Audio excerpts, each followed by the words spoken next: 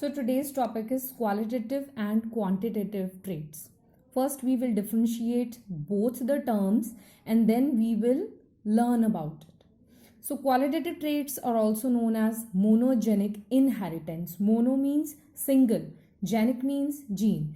It means it has one or few genes involved. Okay. Whereas in quantitative traits, it is also known as polygenic inheritance. Poly means many and genes, genic means genes. Okay. So qualitative traits में क्या है कि single gene है जो govern कर रहा है. For example अगर कोई जीन है टॉलनेस का, सो या तो प्लांट टॉल होगा या ड्वार्फ होगा, कोई इंटरमीडिएट फिनोटाइप वहाँ नहीं बनता. Where as polygenic inheritance, as I already have taught you in class, polygenic का मतलब क्या है? When many genes are controlling a particular trait. For example skin colour in human, वहाँ हमने देखा था black, very fair, fair, dark, very dark. So ये सारे फिनोटाइप्स जो थे वो बन रहे थे. सो मोनोजेनिक में क्या है? या तो टॉल होगा या ड्वार्फ होगा, दो ही कंडीशंस हैं. और पॉलीजेनिक में क्या है कि there are intermediate types are there, for example in case of skin colour. So second point is it follows Mendelian laws, whereas quantitative traits, it does not or do not follow Mendelian laws. Third is it is controlled by one or few genes, as I have already told, and polygenic inheritance, it is controlled by many genes. Fourth point है कि in case of qualitative traits, there is no environmental effect, whereas in quantitative traits there are environmental effects. Okay, so environment affects the particular trait in quantitative inheritance. So fifth point is discrete phenotypes, और quantitative में आएगा additive effect of genes to phenotype. Discrete का मतलब क्या है? Discrete means different, which we can differentiate. For example, you can say in the graph, I have made 3 tall offsprings and 1 dwarf offspring. Okay, so we can discretely differentiate between tall and dwarf phenotypes. Okay, whereas in case of quantitative, there is additive effect. Additive effect to the phenotype means ना तो वो black होगा ना ही वो albino होगा. बहुत सारे offspring में वो क्या होगा? इंटरमीडिएट होगा, वेरी फेयर होगा, फेयर होगा, ब्लैक होगा, वेरी डार्क होगा, and so on. Okay, so qualitative traits has discontinuous variability. Discontinuous means discrete का और डिसकंटिन्यूअस का मतलब सेम है कि वो डिसकंटिन्यूअस वेरिएबिलिटी में आता है. और क्वांटिटेटिव क्या है? As we can see a graph, bell shaped curve आती है उसमें, तो उस ग्राफ को हम बोलेंगे continuous variability is there. So we are going to take some example of it. So first if we talk about qualitative traits. Okay, so qualitative traits में we took parents, pure line traits के parents हम उठाते हैं tall and dwarf. Okay, so capital T for tall and small t for dwarf. तो F1 generation में क्या आएगा? Capital T small t. Okay, after self crossing F2 generation में हमारे पास जो मेंडेलियन, क्योंकि क्वालिटेटिव ट्रेट्स हमेशा मेंडेलियन लॉ को फॉलो कर रहा है, तो कौन सी फिनोटाइपिक रेशियो आएगी? 3:1 as we can see. And accordingly हमने वो ग्राफ में शो कर दिया कि 3 जो है ऑफस्प्रिंग वो टॉल हैं और एक ऑफस्प्रिंग इसका ड्वार्फ है. Similarly if we talk about quantitative traits, I have already discuss this example in class.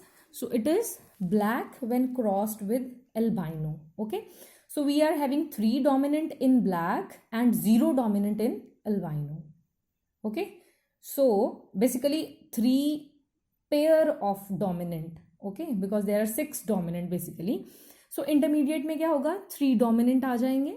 ठीक है, और फाइनली जो हमारे पास F2 जनरेशन आई थी उसमें हमारे पास था 6 dominant, that is for black, that was having the number 1, and similarly 5D, 4D, 3D, 2D, 1D and 0D.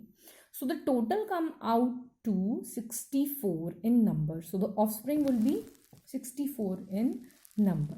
So there is one formula for determining the number of phenotypes as well as number of genes that are involved in quantitative or polygenic inheritance. Okay, so here if we analyze this example, so there are basically 3 genes.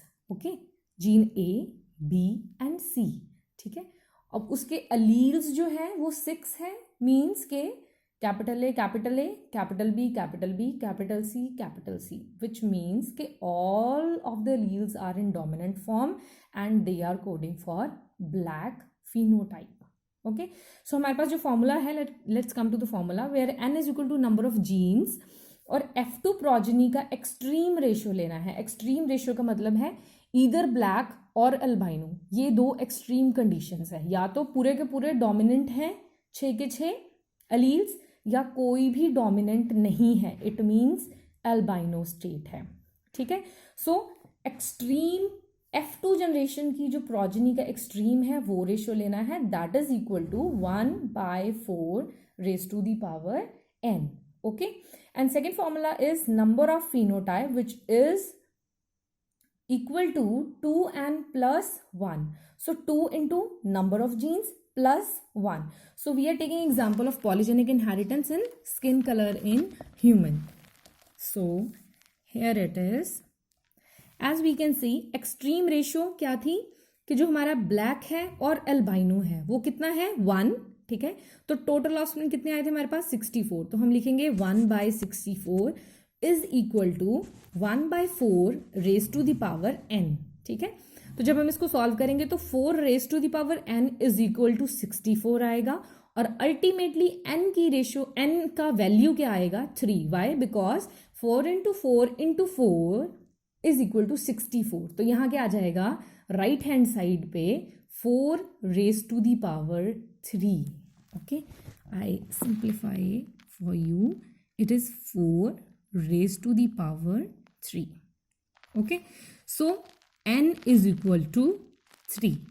ठीक है, so n का मतलब क्या था number of jeans. अब हमें इससे क्या पता चल रहा है कि जो हमारा स्किन कलर वाला जो हमने न्यूमेरिकल सॉल्व किया उसमें जीन्स कितने इन्वॉल्व हैं, 3 जीन इन्वॉल्व हैं.